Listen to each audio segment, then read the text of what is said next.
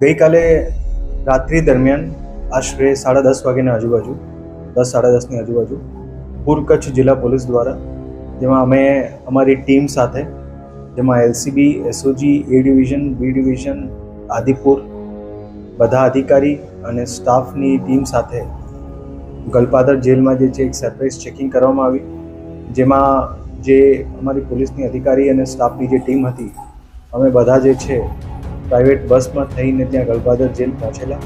અને એના પછી ત્યાં જેલની અંદર જે છે આખા અલગ અલગ બેરેક્સમાં સરપ્રાઇઝ ચેક કરવામાં આવેલ અને એ સરપ્રાઇઝ ચેક દરમિયાન જે ત્યાં હાઈ સિક્યુરિટી વોર્ડ છે, અલગ અલગ જે બેરેક્સ છે, એ બેરેકમાં જે કેદીઓ છે એ અલગ અલગ કેદીઓ પાસેથી જે પ્રતિબંધિત વસ્તુઓ છે એ મળવા પામેલ છે. એમાં 4 મોબાઈલ અલગ અલગ બેરેકથી, એની સાથે જે છે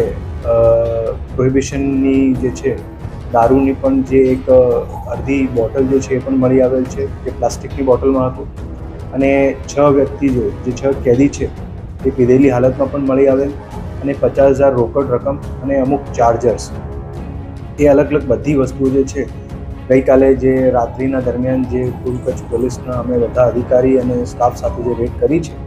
એમાં મળવા પામેલ છે અને એમાં જે આરોપીઓ પાસેથી મળવા પામેલ છે એ અલગ અલગ ગુજરાત રાજ્યના અલગ અલગ જગ્યાઓના જે છે આરોપી છે, જેમાં હિતેન્દ્ર ઝાલા જે મોરબીના એક કેસના આરોપી છે, રજાક સુપારી જામનગર કેસના આરોપી છે અને એક સુરજીત કરીને જે છે એ જયંતિ ભાનુશાલી મર્ડર કેસના આરોપી છે. એ પ્રમાણે એક યુવરાજસિંહ જડેજા જે હમણાં જે છે એક પોલીસના ઉપર જે છે હમલા બાબતના કેસમાં જે ત્યાં છે અને બુટલેગર છે એને પાસેથી પણ મોબાઈલ મળવા પામેલ છે. એ રીતના અલગ અલગ કેદીઓ પાસેથી અલગ અલગ કેદીઓ જે છે અલગ અલગ વસ્તુઓ પ્રતિબંધિત વસ્તુઓ સાથે મળેલી છે અને જે આ બધી વસ્તુઓ થઈ અને કાર્યવાહી દરમિયાન પોલીસ દ્વારા અલગ અલગ 8 ગુના દાખલ કરવામાં આવેલ છે, જેમાં પ્રોહિબિશનના અને પ્રિઝન એક્ટ હેઠળ એ બધા ગુનાઓ જે દાખલ થયેલ છે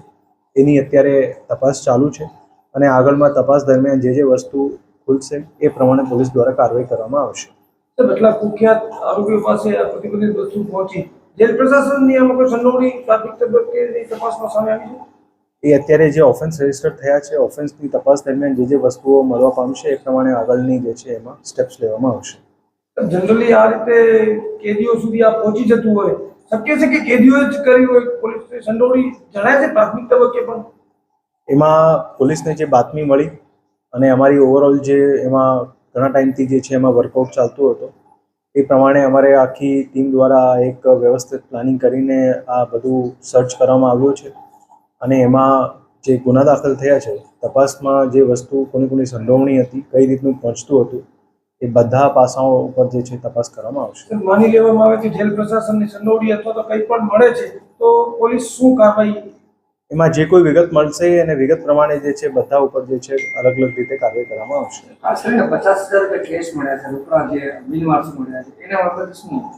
જે બિનવારસુ રૂપિયા મળ્યા છે એ હાઈ સિક્યુરિટી બેરેક ઉપર છતમાંથી મળ્યા છે અને એની પણ તપાસ ચાલી રહી છે કે પૈસા જે છે કઈ રીતના ત્યાં પહોંચ્યા અને અલગ અલગ જે મોબાઈલ પણ મળ્યા છે એની પણ જે તપાસ ચાલુ છે. ખાસ કરીને વાત આવે તો ગુજરાતમાં દારૂબંધી છે, દારૂ જેલની અંદર કેમ પહોંચ્યું એ મોટું જે હું વાત કરી છે આપને, જે ગુના દાખલ થયા છે ગુના દાખલ થયા તો એની તપાસ જે છે અત્યારે ચાલુ થઈ ગઈ છે. જેલના અંદર પ્રેમાઇસીસમાં કઈ રીતની એ પ્રતિબંધિત વસ્તુઓ ત્યાં જતી હતી એ તપાસમાં જે વસ્તુ નીકળશે એ પ્રમાણે આપણે જણાવવામાં આવશે. સીસીટીવીમાં એવું કંઈ નહીં, ત્યાં સીસીટીવી નહીં. અધિકારી પર એક્શન લેવાના છે? નહીં, અત્યારે તપાસ ચાલુ છે.